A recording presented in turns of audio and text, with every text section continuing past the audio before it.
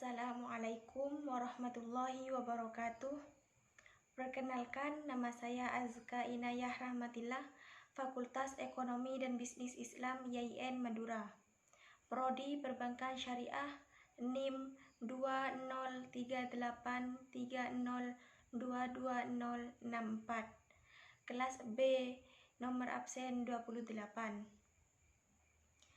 Pertama-tama, saya panjatkan puja dan puji syukur atas kehadirat Allah Subhanahu wa Ta'ala karena telah melimpahkan rahmat dan karunia-Nya sehingga kita dapat bertatap muka walau hanya dalam virtual seperti ini. Tak lupa, sholawat serta salam kita sampaikan kepada Nabi besar, Nabi Muhammad SAW. Tidak lupa juga para keluarga dan sahabatnya, serta kita umatnya di akhir zaman. Dan yang saya hormati, Bapak Muhammad Khalid Wardi, MHI, selaku dosen mata kuliah Akhlak Tasawuf, dan juga teman-teman seperjuangan saya yang saya cintai. Pada kesempatan kali ini, saya akan menjelaskan tentang pendidikan akhlak tasawuf dan relevansinya dalam pembelajaran. Ajaran agama Islam bersumber kepada norma-norma pokok yang dicantumkan di dalam Al-Quran dan Sunnah Rasulullah yang berkaitan dengan akhlak manusia sebagai suri tauladan dalam kehidupan sehari-hari. Nabi memiliki akhlak yang agung sebagai suri tauladan yang baik.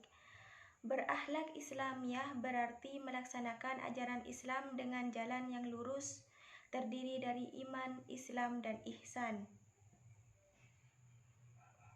Akhlak yang mulia dalam agama Islam adalah melaksanakan kewajiban-kewajiban, menjauhi segala larangan, dan menjalankan segala perintahnya. Perkataan akhlak berarti budi pekerti, perangai, tingkah laku, atau tabiat. Akhlak disamakan dengan kesusilaan sopan santun. Jadi, pada hakikatnya, akhlak ialah suatu kondisi atau sifat yang telah meresap dalam jiwa dan menjadi kepribadian. Dari sinilah timbul berbagai macam perbuatan dengan cara spontan tanpa dibuat-buat dan tanpa memerlukan pemikiran. Akhlak ialah ilmu yang mengajarkan manusia berbuat baik dan mencegah perbuatan jahat dalam pergaulannya dengan Allah, manusia, dan makhluk sekelilingnya. Seseorang yang berakhlak buruk menjadi sorotan bagi sesamanya. Manusia terdiri dari unsur jasmaniyah dan rohaniyah. Apabila seseorang tidak mempunyai rohani, maka orang itu mati. Sebaliknya, apabila tidak mempunyai jasmani, maka tidak dapat disebut manusia. Sejalan dengan kehidupan tersebut, maka problema yang bersifat material tidak tetap. Contohnya, keinginan manusia terhadap sesuatu yang bersifat material. Tidak ada puas-puasnya. Jika sudah mendapatkan sesuatu, ia ingin mendapatkan yang lainnya. Sesudah mendapatkannya, ia ingin yang lainnya, dan seterusnya. Itulah manusia, hal yang wajar. Dasar hidup manusia selalu ingin mencari kebahagiaan dan kebaikan yang tertinggi. Itulah tujuannya. Karena itulah Allah memerintahkan untuk berlomba-lomba mencapai kebahagiaan dunia dan akhirat.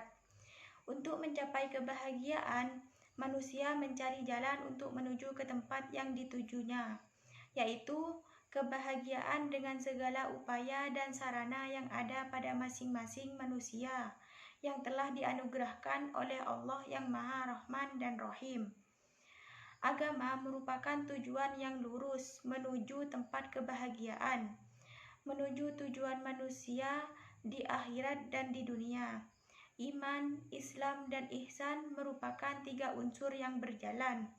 Berakhlak mulia sebagai isi ajaran Rasulullah menjadi agama atau ibadah dan amal soleh.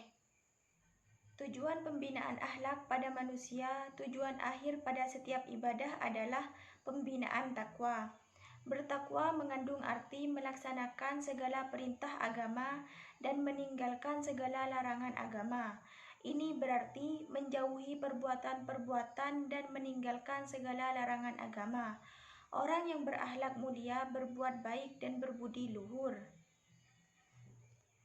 Pemanfaatan pembelajaran ilmu akhlak menyebabkan kita dapat menerapkan sebagian perbuatan lainnya sebagai perbuatan yang baik dan perbuatan yang buruk, dan membersihkan kalbu dari kotoran-kotoran hawa nafsu dan amarah, sehingga hati menjadi suci dan bersih. Keterangan tersebut memberi petunjuk bahwa ilmu akhlak berfungsi memberikan panduan kepada manusia agar mampu menilai dan menentukan suatu perbuatan yang baik dan buruk. Karena ilmu akhlak menentukan kriteria perbuatan yang baik dan perbuatan yang buruk. Selain itu, ilmu akhlak juga akan berguna secara efektif dalam upaya membersihkan diri manusia dari perbuatan dosa dan maksiat.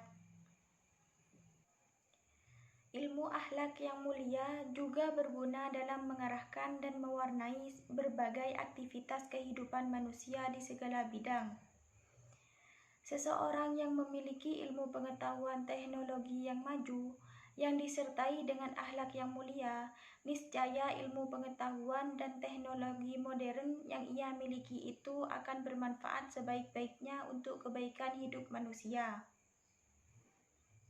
Dan sebaliknya, orang yang memiliki ilmu pengetahuan dan teknologi modern, memiliki pangkat, harta, kekuasaan, dan sebagainya, namun tidak disertai dengan akhlak yang mulia, maka semua itu akan disalahgunakan yang akibatnya akan menimbulkan bencana di muka bumi. Sekian penjelasan yang dapat saya sampaikan, kurang lebihnya mohon maaf. Jika ada kesalahan, mohon dimaafkan karena kesempurnaan hanya milik Allah Subhanahu wa Ta'ala. Wassalamualaikum warahmatullahi wabarakatuh.